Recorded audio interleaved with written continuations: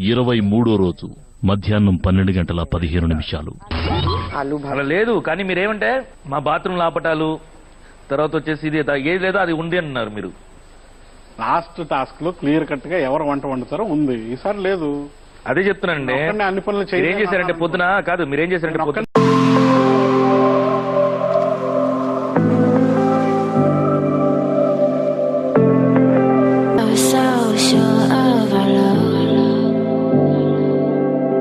పనులు చేయలేనన్నా. వినండి, ఏ టీం వాళ్ళు బయట ఉన్నారో వాళ్ళు వచ్చి నాకు హెల్ప్ చేయాల్సి వస్తుంది. చేస్తారు, ఏముంది. మీరేం చేస్తారంటే పొద్దున అడ్వాంటేజ్ ఉందని చెప్పేసి మాకు డిసడ్వాంటేజ్ తీసుకొని వచ్చేసారు. ఆయన కంగారు పడి బిగ్ బాస్ ఓరి నీ అమ్మాయి ఈయన ఎలా చెప్తారని మైక్ లో వచ్చి ఆయన అన్ని ఫినిష్ చేసుకున్న తర్వాత రండి అని చెప్పాడు. ఆయన మీరేం చెప్పారు? చేసుకున్న తర్వాత రండి అని అనలేదు. అవును, అలాగే చెప్పాడు ఆయన. అది అది అదే అర్థమే, అది అర్థమే అది. ఇంకా దానిగా అర్థం చేయకపోతే ఎంగేజ్ చేసేది. మధ్యాహ్నం 12.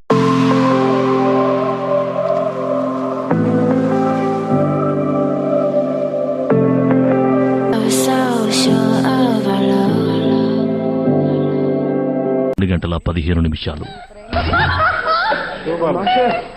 కరెక్ట్. ఫస్ట్ బెంచ్ కూడా కాదు,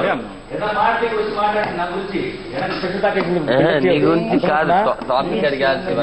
అర్థమవుతుందా?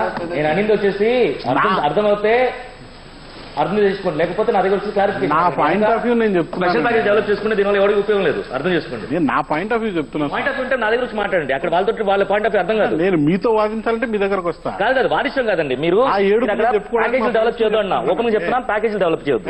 నా ఫ్రెండ్స్ తో మీ ఇష్టం, మీరు మాట్లాడండి. నా పేరు ఎత్తొద్దు అక్కడ. ఎందుకు? మీతో జరిగిన ఇన్సిడెంట్ గురించి చెప్తున్నా. అదే స్పెషల్ ప్యాకేజ్ వద్దు అన్న. నేను నా పేరు ఎత్తేటప్పుడు స్పెషల్ ప్యాకేజీలు వద్దు. అదేంటది? మాట్లాడుతున్న టాపిక్ అది ఒక్కటే కాదు, మొత్తం పొద్దు నుంచి. అర్థమైంది లేదండి, అర్థమైంది. 2-3 సార్లు నోటీస్ చేశాను, అర్థమైందిలే. నైట్ మాట్లాడింది అర్థమైంది, ఇప్పుడు మాట్లాడింది అర్థమైంది. అంటే మాట్లాడాను, గొడవ లేదు కాదబ్బా. నాకేమన్నా సరదాగా గొడవ పడ్డాం. నేను సమझी, సారీ. ఇప్పుడు నాకేమన్నా జాయ గొడవ పడ్డాం కాదు కదా. ऑब्वियसली किसको जॉय होता गुड़वा के लिए. एवरी टास्क कैसी होगा prepare. I am prepared, not a problem. छोड़ दो टास्क తర్వాత మీ ఇద్దరు కూర్చొని. నేను అన్ని వదిలేస్తాను. మరి నా గురించి వచ్చినప్పుడు నేను పట్టించుకోకపోతే ఎలాగా?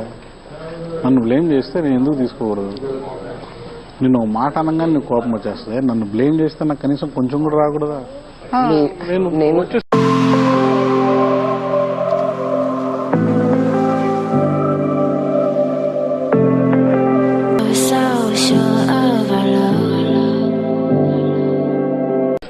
చెప్పారు మీ జడ్జ్ ఈ టాస్క్ లో మీరు ఇక్కడే ఉంది.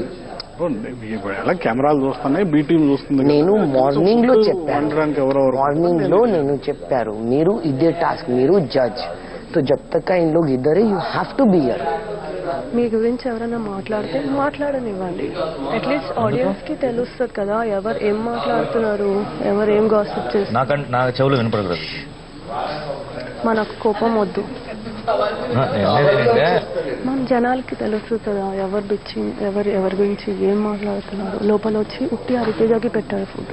నేను నా ఇష్టం ఉన్నది చేస్తా, ఎవరి డిమాండ్ ఉంటే అది నేను చెయ్య. చాలా రూడ్ గా, చాలా ఫేవరెట్ కంటెస్టెంట్స్ గా అలానే బిహేవ్ చేస్తున్నారు. ధనా, లంచ్ కూడా మీ గ్రూప్ వాళ్ళు చేసుకోండి. లంచ్ కూడా మీ గ్రూప్ వాళ్ళు చేసుకోండి, నేను ఇక్కడే ఉంటాను. అలాగే లంచ్ ఇప్పుడు ప్రిపేర్ చేయాలైతే. ఓకే, ఒకసారి చెప్పరా లంచ్ ఎంతమంది చేస్తారు పెడితే దాన్ని బట్టి. బియ్యం కూడా లేవు, తక్కువ పెడదాం. మధ్యలో టాస్క్ బజర్ మోగితే నేను వచ్చి మళ్ళీ ఆ వంటను ఏమీ చేయను, అన్నింటిని పక్కన పెట్టి నా లంచ్ నేను వండుకుంటాను.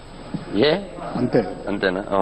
సరే, రూల్స్ పెడతాను. పరోటా చేశారు కదా మరి, అదే నా వంట నేను వండుకుంటాను, నా ఫేవరెట్లు నేను తినిపించుకుంటాను. మధ్యాహ్నం 1 గంట.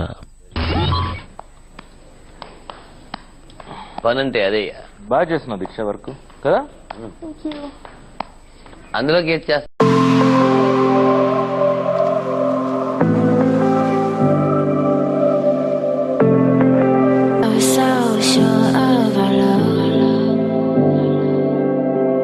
నటే అవుతుంది బాగా చేసాను చేసి అది కూడా తీసేయి.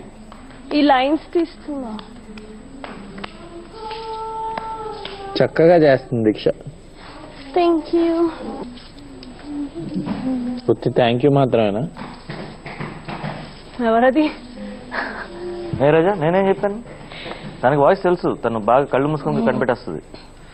అది మీ వాయిస్ అయితే కళ్ళు మూసుకుని